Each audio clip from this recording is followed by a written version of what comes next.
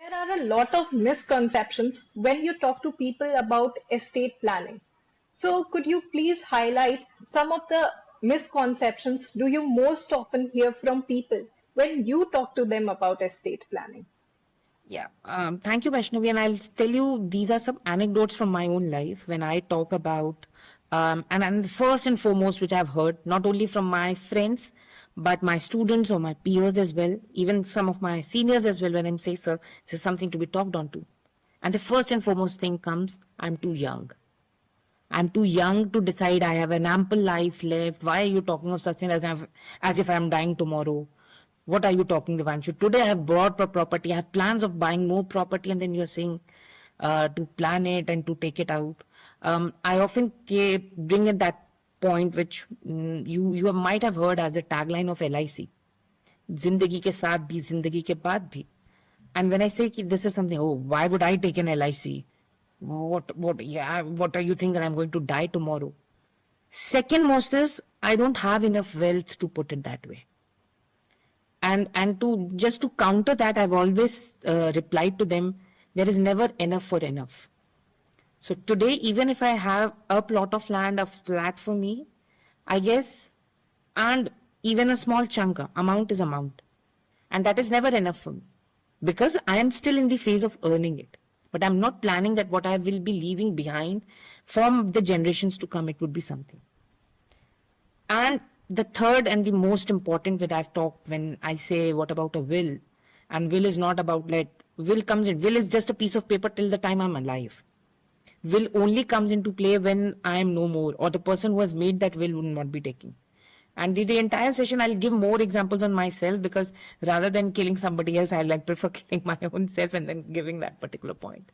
And the last thing which I said that why have you come out with a will or something? The answer that comes, wills are only for the riches. It's only the rich who makes the will. What would I do a will?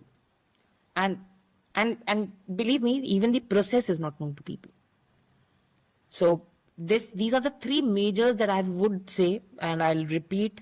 And I guess majors people can connect it with that. I'm too young to make a will. I'm too young. Okay, I still have more prospects in my life. I would agree.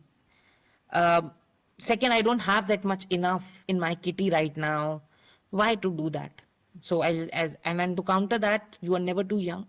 The day you are buying it, I would request have a nomination that particular day itself to have it registered who after me, because that's the most unpredictable thing that we are talking on to. Second, I don't have enough. Whatever you have might be enough for your coming thing. And I'll give you a very important anecdote. A very dear friend of mine, his father bought a property and it was a plot of land in Gorakhpur, Uttar Pradesh. And this was 1.5 hectares of land, that is not much to be talked on to.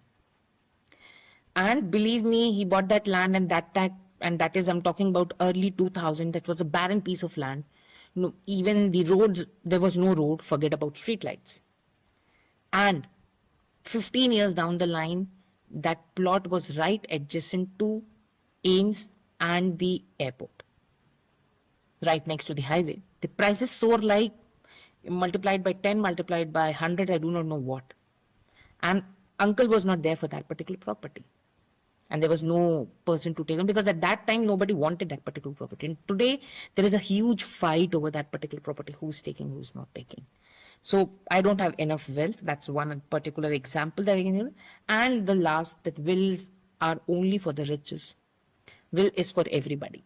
Nobody can take a trademark over it, and nobody can make that this is only for the riches and not for the thing. It is not. Truly, these are some of the misconceptions that have been going around in the society for generations now.